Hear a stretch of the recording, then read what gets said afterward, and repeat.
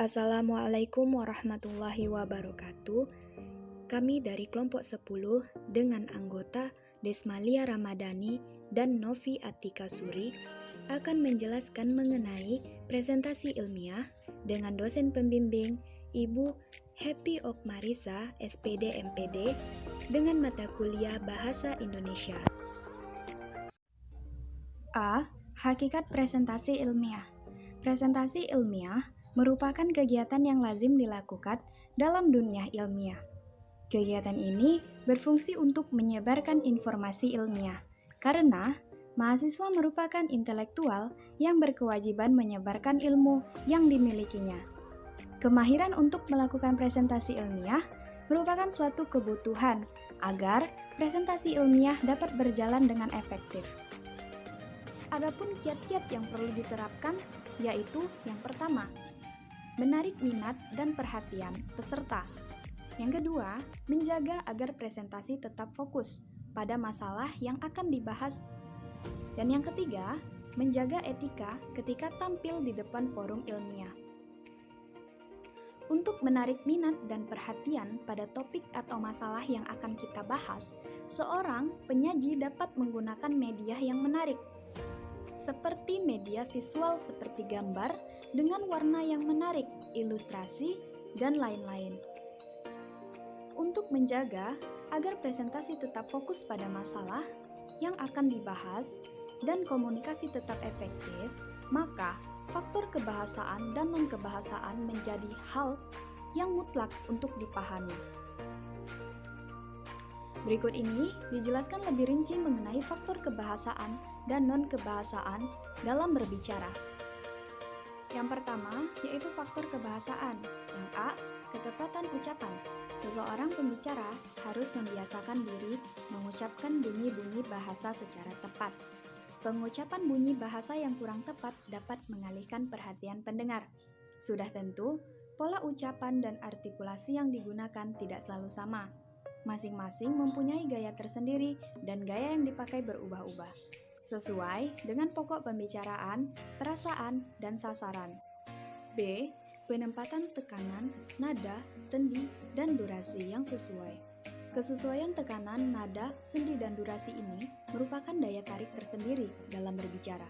Bahkan, kadang-kadang merupakan faktor penentu, walaupun masalah yang dibicarakan kurang menarik. Dengan adanya penempatan tekanan, nada, sendi, dan durasi yang sesuai, maka akan menyebabkan masalahnya akan menjadi menarik. Sebaliknya, jika penyampaiannya datar, hampir dapat dipastikan akan menimbulkan kejenuhan dan keefektifan berbicara tentu berkurang. Yang C, yaitu pilihan kata atau diksi. Pilihan kata hendaknya tepat, jelas, dan bervariasi. Jelas maksudnya di sini yaitu mudah dimengerti oleh pendengar yang akan menjadi sasaran pendengar. Pendengar akan lebih paham kalau kata-kata yang digunakan yaitu kata-kata yang sudah dikenal oleh pendengar. Dan yang terakhir yaitu D, ketetapan sasaran pembicaraan. Hal ini menyangkut pemakaian kalimat pembicara yang menggunakan kalimat efektif akan memudahkan pendengar menangkap pembicaraannya. Susunan penuturan kalimat sangat besar pengaruhnya terhadap keefektifan penyampaian seseorang pembicara. Pembicara harus mampu menyusun kalimat efektif, yaitu kalimat yang mengenai sasaran sehingga mampu menimbulkan pengaruh, menimbulkan kesan, atau menimbulkan akibat. Yang kedua yaitu faktor non-kebahasaan. Adapun faktor non-kebahasaan sebagai berikut. Yang A, sikap wajar, tenang, dan tidak kaku. Pembicara yang tidak tenang, lesu, dan kaku tentulah akan memberikan kesan pertama yang kurang menarik. Padahal, kesan pertama itu sangat penting untuk menjamin adanya kesinambungan perhatian pendengar. Dari sikap yang wajar saja, sebenarnya pembicara sudah dapat menunjukkan otoritas dan integritasnya. Tentu saja sikap ini sangat banyak ditentukan oleh situasi, tempat, dan penguasaan materi. Yang B, pandangan harus diarahkan kepada lawan bicara. Supaya pendengar dan pembicara benar-benar terlibat dalam kegiatan berbicara, pandangan pembicara sangat membantu. Hal ini sering diabaikan oleh pembicara. Pandangan yang harus tertuju pada satu arah akan menyebabkan pendengar lain merasa kurang diperhatikan.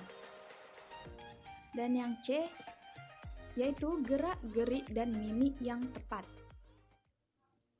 Gerak-gerik dan mimik yang tepat dapat pula menunjang keefektifan berbicara.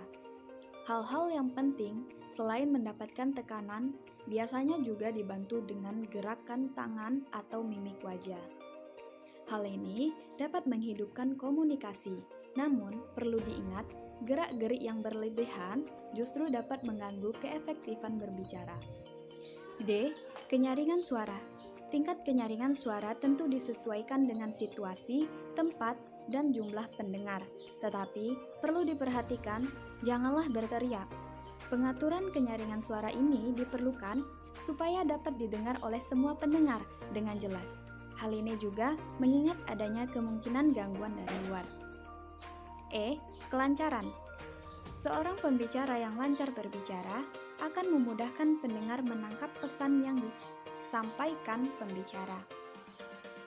Pembicara yang berbicara dengan terputus-putus atau adanya bagian-bagian tertentu yang diselingi bunyi-bunyi tertentu tentu akan mengganggu penangkapan pendengar. Sebaliknya, pembicara yang terlalu cepat berbicara juga akan menyulitkan pendengar menangkap pokok pembicaraan yang disampaikan. F.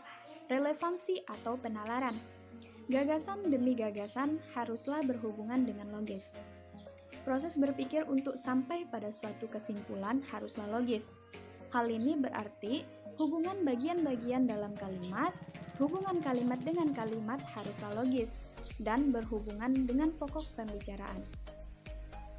Dan yang terakhir yaitu G, penguasaan topik.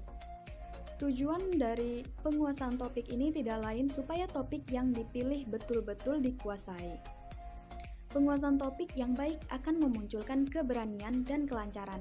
Jadi, penguasaan topik ini sangatlah penting, bahkan merupakan faktor utama dalam berbicara. C. Tata cara dan etika presentasi ilmiah. Presentasi ilmiah akan berhasil jika penyaji menaati tata cara yang lazim. Pertama, penyaji perlu memberi informasi kepada peserta secara memadai. Informasi tersebut akan dipahami dengan baik jika peserta memperoleh bahan tertulis, baik bahan lengkap maupun bahasan presentasi PowerPoint. Jika diperlukan, bahan dapat dilengkapi dengan ilustrasi yang relevan. Apabila bahan ditayangkan, harus dipastikan bahwa semua peserta dapat melihat layar dan dapat membaca tulisan yang disajikan. Kedua, penyaji menyajikan bahan dalam waktu yang tersedia. Untuk itu, penyaji perlu merencanakan penggunaan waktu dan menaati panduan yang diberikan oleh moderator. Ketiga, penyaji menaati etika yang berlaku di forum ilmiah. Hal itu karena forum ilmiah merupakan wahana bagi ilmuwan dan akademisi dari berbagai disiplin ilmu saling asah otak dan hati serta bertukar berbagai informasi akademik, baik sebagai hasil pemikiran maupun hasil penelitian. Adapun etika yang harus dijaga oleh peserta antara lain adalah sebagai berikut. Pertama, setiap peserta harus jujur pada diri sendiri. Artinya, dia akan bertanya. Jika memang tidak tahu, akan mencari klarifikasi apabila masih bingung atau belum yakin, dan akan mengecek apakah pemahamannya sudah benar ataukah belum, dan sebagainya. Kedua, setiap peserta wajib menghargai pendapat atau gagasan orang lain, dan hal ini mensyaratkan bahwa dia wajib menyimak apabila ada orang yang berbicara atau bertanya. Misalnya, ketika orang lain telah mengusulkan gagasan, dia tidak akan berbicara seolah-olah dialah pengusul pertama gagasan tersebut. Ketika pertanyaan telah diajukan oleh peserta lain, dia tidak akan mengulangi pertanyaan itu.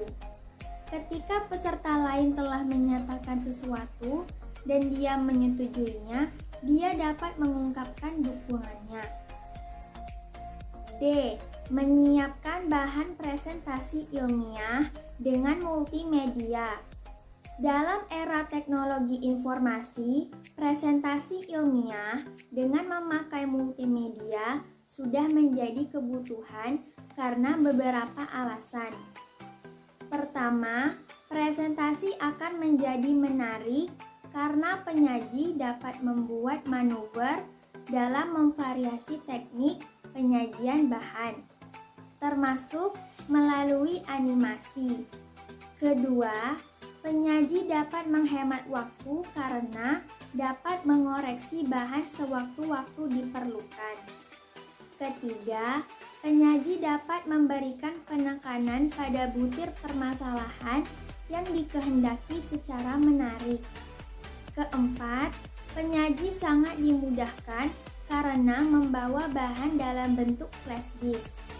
Kelima, bahan presentasi dapat sangat ringkas sehingga membantu peserta menangkap esensi bahan yang dibahas. Keenam, peserta dapat langsung mengopi file presentasi yang diperlukan. E. Melaksanakan presentasi ilmiah. Presentasi ilmiah pada dasarnya adalah mengomunikasikan bahan ilmiah kepada peserta forum ilmiah.